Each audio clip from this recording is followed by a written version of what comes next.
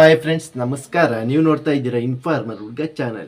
ಇವತ್ತು ನಾನು ನಿಮ್ಗೆ ಏನು ಇನ್ಫಾರ್ಮೇಟಿವ್ ವಿಡಿಯೋ ತಂದಿದ್ದೀನಿ ಅಂದರೆ SSC MTS ಎಕ್ಸಾಮು ಮತ್ತು ಪೋಸ್ಟ್ ಆಫೀಸ್ GDS ಇದ್ರ ಬಗ್ಗೆ ಜಾಬ್ ಬಗ್ಗೆ ನಿಮಗೆ ಒಂದು ಅಪ್ಡೇಟ್ನ ತಂದಿದ್ದೀನಿ ಫ್ರೆಂಡ್ಸ್. ಇವತ್ತಿನ ಇನ್ಫಾರ್ಮೇಟಿವ್ ವಿಡಿಯೋ ಇದಾಗಿರುತ್ತೆ. ಕೇಂದ್ರ ಸರ್ಕಾರ ಹುದ್ದೆ ಇದು ಫ್ರೆಂಡ್ಸ್.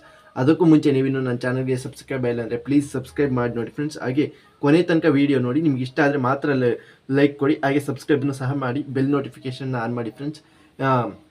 80% ಜನ ಸಬ್ಸ್ಕ್ರೈಬ್ ಮಾಡದೆ ನೋಡ್ತಾ ಇದ್ದೀರಾ. ಆ 80% ಜನ ಸಬ್ಸ್ಕ್ರೈಬ್ ಮಾಡಿ ನೋಡಿ, ಆಗ ನಮ್ಗೆ ಇನ್ನೂ ವೀಡಿಯೋ ಮಾಡೋಕ್ಕೆ ಮೋಟಿವೇಟ್ ಸಿಗುತ್ತೆ. ಅದಕ್ಕೋಸ್ಕರ ಫ್ರೆಂಡ್ಸ್, ಈಗ ಏನಂತೇಳಂದರೆ SSC MTS ಎಕ್ಸಾಮ್ನ ಇನ್ನೂ ಸಹ ಡೇಟ್ ಅನೌನ್ಸ್ ಮಾಡಿದ್ದಾರೆ. ಈಗ ಏನು 1ನೇ ತಾರೀಕಿಗೆ ಎಂಡ್ ಆಗಿತ್ತು, ಅಂದರೆ ನಿನ್ನೆಗೆ.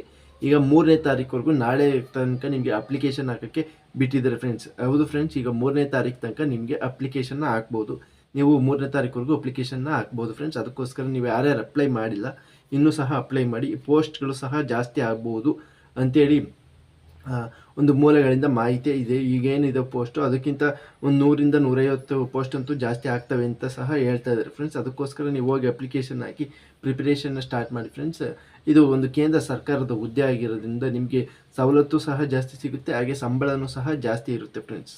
ಈಗ ಇನ್ನೊಂದು ಯಾವುದು ಅಂದರೆ GDS ಎಕ್ಸಾಮ್. ಈಗ GDS ಎಕ್ಸಾಮ್ ಇಲ್ಲ, ಅದನ್ನು ನೀವು ಅಪ್ಲಿಕೇಶನ್ ಹಾಕಿರ್ತೀರಲ್ಲ, ನೀವೀಗ ಕರೆಕ್ಷನ್ ಮಾಡಿಸೋದಾದರೆ ಯಾವಾಗ ಅಂತೇಳಿ ಕೇಳ್ತಿದ್ರಿ. 6ನೇ ತಾರೀಕಿಂದ ನಿಮಗೆ 8ನೇ ತಾರೀಕುವರೆಗೂ ನಿಮಗೆ ಕೊಡ್ತಾರೆ. 3 ದಿನಗಳ ಅವಕಾಶ ಕೊಡ್ತಾರೆ ಫ್ರೆಂಡ್ಸ್. ಆ 3 ದಿನ ಇದರಲ್ಲಿ ಎಕ್ಸ್ಟೆಂಡ್ ಏನೂ ಆಗಲ್ಲ. ನೀವು 3 ದಿನದೊಳಗೆ ಮಾತ್ರ ಅಪ್ಲಿಕೇಶನ್ ಹಾಕಬೇಕಾಗುತ್ತೆ ಫ್ರೆಂಡ್ಸ್. ಇದಕ್ಕೆ ಪೋಸ್ಟ್ ಆಫೀಸ್ GDS ಇದಕ್ಕೆ ಪೋಸ್ಟಿಗೆ ಯಾವ ರೀತಿ ಅಪ್ಲಿಕೇಶನ್ ಹಾಕೋದು ಅಂತೇಳಿ ಒಂದು ವಿಡಿಯೋ ಮಾಡೋಣ ಅಂತ ಬೇರೆ ಚಾನಲಲ್ಲಿ ಇರ್ತವೆ, ಅಲ್ಲಿ ಹೋಗಿ ಚೆಕ್ ಮಾಡಿ ನೀವು ವಿಡಿಯೋ ನೋಡಿಕೊಂಡು ಅಪ್ಲಿಕೇಶನ್ ಮೊಬೈಲ್ನಲ್ಲೇ ಹಾಕ್ಬೋದು ಫ್ರೆಂಡ್ಸ್.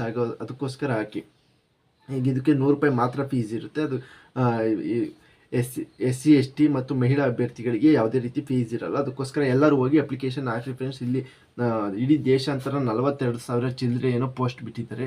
ಅದಕ್ಕೋಸ್ಕರ ಅಪ್ಲಿಕೇಶನ್ ಹಾಕಿ ಫ್ರೆಂಡ್ಸ್. ಇದು ಇನ್ನು ರಿಸಲ್ಟ್ ಯಾವಾಗ ಬರುತ್ತೆ ಅಂತೇಳಿ ಕೇಳ್ತಾ ಇದ್ರಿ. ರಿಸಲ್ಟ್ ಯಾವಾಗ ಅಂತೇಳಿ ಅಂದರೆ ಆಗಸ್ಟ್ 8 ಅಥವಾ ಸೆಪ್ಟೆಂಬರ್ 8ನೇ ತಾರೀಕು 10ನೇ ತಾರೀಕು ಒಳಗೆ ನಿಮಗೆ ಫಸ್ಟ್ನೇ ರಿಸಲ್ಟು ಅಂದರೆ ಫಸ್ಟ್ ಸೆಲೆಕ್ಷನ್ ಲಿಸ್ಟು ನಿಮಗೆ ಬಂದು ತಲುಪುತ್ತೆ ಫ್ರೆಂಡ್ಸ್. ಯಾಕೆ ಅಂತೇಳಿದ್ರೆ ಹೋದ ವರ್ಷ ಎಲ್ಲ 2ರಿಂದ 3 ತಿಂಗಳು ತಾಂಡಿದ್ರು ರಿಸಲ್ಟ್ ಬಿಡೋಕ್ಕೆ. ಆದರೆ ಈ ವರ್ಷ ಆ ರೀತಿ ಆಗಲ್ಲ.